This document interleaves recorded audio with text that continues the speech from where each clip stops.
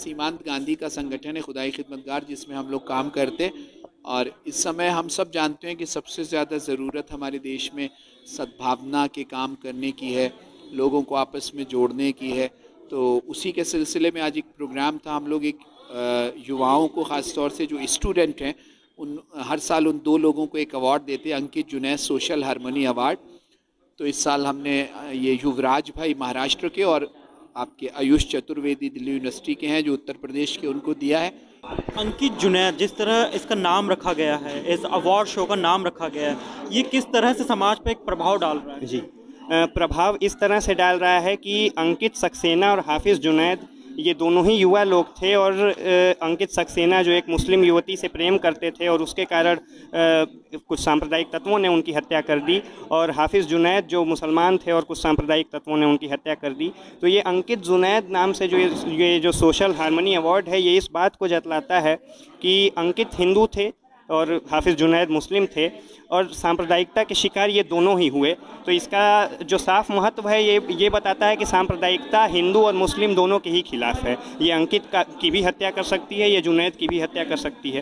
तो इसका एक महत्व यही है और इसका मकसद यही है कि हम सांप्रदायिक सद्भाव फैलाने की कोशिश करें, और अंकित जुनैद की जो शहादत उसे हम कहेंगे, उसको हम श्रद्धांजलि इसी पुरस्कार के माध्यम से दें। अंकित और जुनैद, जैसे हम जानते हैं, हाफिज़ जुनैद भाई और अंकित सक्सेना भाई, ये वो लोग हैं जो सांप्रदायिकता का शिकार हो गए। और ये संगठन देश में सांप्रदायिकता के खिलाफ एक स्नेह और सद्भाव के मुद्दों को लेकर तमाम साइकिल यात्राएं, पद यात्राएं करता है और लोगों को जागरूक करने का काम करता है कि हम आपस में प्रेम के साथ इस देश में रहें। अवार्ड तो अनेक अनेक तरीके से होते हैं, लेकिन जो युवा साथी सांप्रदायिकता का शिकार बने हैं और ये आगे न हो, समाज में कोई भी सांप्रदायिकता का शिकार न हो, कोई भी उसके तले नुकसानदेह न हो, और ना ही सांप्रदायिकता की वजह से दंगे हो या विध्वंस हो, तो शांतिपूर्ण समाज के लिए ऐसे 2 युवा जो गए हैं उनकी याद में ये पुरस्कार दिया जाता है, सम्मानित किया जाता है। अच्छाई है या जो धार्मिक सद्भावना है, वो नफरत जितनी भी हो, छोटी सी भी हमारी अच्छाई उन पे बहुत भारी पड़ जाती। तो ये कटुता न हो, एक दूसरे के प्रति इंसानियत हो, मानवता का भाव हो, सामाजिक सद्भाव हो, तो हम सारे संस्कृति को, सारे कल्चर को अपनाते हुए भी एक दूसरे के संस्कृति, संस्कार और वहाँ की उसकी अपनी अस्मिताओं का सम्मान करते हुए सद्भावना को बढ़ाएंगे और सद्भावना को हाथ देंगे, और सद्भावना की इस लहर को हम मंजिल तक पहुँचाएंगे, जिससे हम कहेंगे कि अंकित जुनैद की मंजिल तक ज़रूर हम पहुँचेंगे। असल में ये जो सद्भावना का काम है, ये इंसानों को इंसान बाकी रखने का काम, उनके अंदर जो दुर्भावना या नफरत आ जाए उसको ख़त्म करके उनके अंदर सद्भावना जगाने का काम।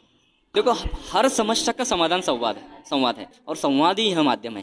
फिर वो सामाजिक संवाद हो सकता है, वो युवाओं के साथ संवाद हो सकता है, वो महिलाओं के उनके स्वाभिमान का संवाद हो सकता है। युवाओं को अगली दिशा के लिए एक तो पढ़ना तो जरूरी है। आज के दौर में बोलना बहुत आसान होता है, लेकिन हमारे यहाँ अध्ययन की कमी, हमें अध्ययन करना जरूरी है इतिहास का, और इतिहास के अच्छे जो पुरखे हैं, मतलब उस चीज़ों को हमें आगे ले जाना जरूरी है। जैसे आपने देखा, बहुत समय से एक प्रकरण चल रहा है कि गुड़गांव में लोग जो नमाज पढ़ते हैं, जिनको डिस्ट्रिक्ट एडमिनिस्ट्रेशन की परमिशन है, वो एक पार्क में नमाज पढ़ते हैं, लेकिन कई राइट विंग ऑर्गेनाइजेशन उन्हें रोक रही हैं कई हफ्तों से। तो तब एक अक्षय यादव नाम के हमारे भाई हैं गुड़गांव के, जो कि आ गया और उन्होंने कहा कि हम इन लोगों को, मुसलमानों को नमाज के लिए अपना खुद का जो कारखाना है वो देते, वो वहाँ आके नमाज पढ़ सकते हैं। तो कहीं ना कहीं अक्षय यादव जी ने पूरा हेट का नैरेटिव तोड़ दिया।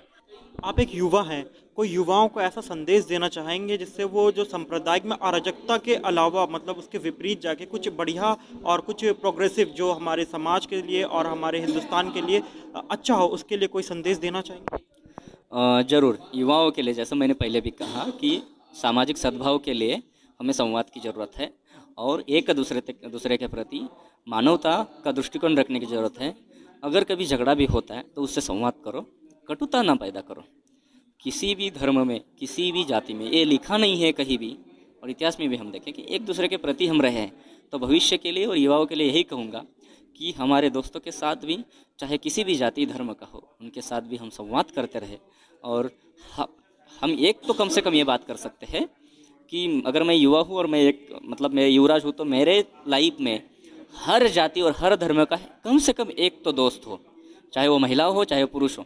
इतना भी अगर हम कम से कम कर सके और उसके प्रति हमारी प्रामाणिक जिम्मेदारी और कर्तव्य और श्रद्धा हो तो ज़रूर ये सांप्रदायिकता, विध्वंसता, ये सारी चीज़ें पीछे हटेगी और सामाजिक सद्भाव, सांप्रदायिक सद्भाव आगे बढ़ेगा और शांति, समता, बंधुता निर्माण होती रहेगी। 100 साल पहले की हमारी जो विरासत रही है स्वतंत्रता आंदोलन की, वो बिल्कुल ही अहिंसक रही है और वो पढ़ने लिखने वाली रही है। तो मेरी एक हिदायत यही रहेगी कि अगर आप पढ़ना लिखना शुरू करेंगे तो आप जानेंगे कि जो आप हिंसा फैला रहे हैं, सांप्रदायिकता फैला रहे हैं, ये बहुत ही गलत है। और पढ़ने लिखने से और उसको ज़मीन पर लोगों के बीच में काम करने से ही आप कुछ बदलाव कर सकते हैं। पीढ़ी दर पीढ़ी, जनरेशन बाय जनरेशन जब ऐसे लोग निकलेंगे जो कि कम्युनल हार्मनी, आपसी भाईचारा, धार्मिक सद्भाव, इन सब के लिए काम करेंगे, तभी ऐसी जनरेशन हमारे पास निकलेगी युवाओं की जो किसी गली में लोगों को नफरत का शिकार होने से रोक लेगी, जो किसी शहर को बचा लेगी, जो किसी मोहल्ले को बचा लेगी, जो किसी व्यक्ति को बचा लेगी, जो किसी मासूम की ज़िंदगी बचा लेगी और जो लोगों को प्यार करने से नहीं रोकेगी।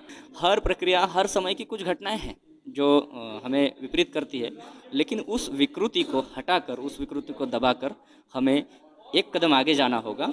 अच्छे इतिहास को, अच्छे संस्कृति को और अच्छे संस्कारों को संवाद में बदलते हुए भावी भविष्य को उज्जवल करना पड़ेगा।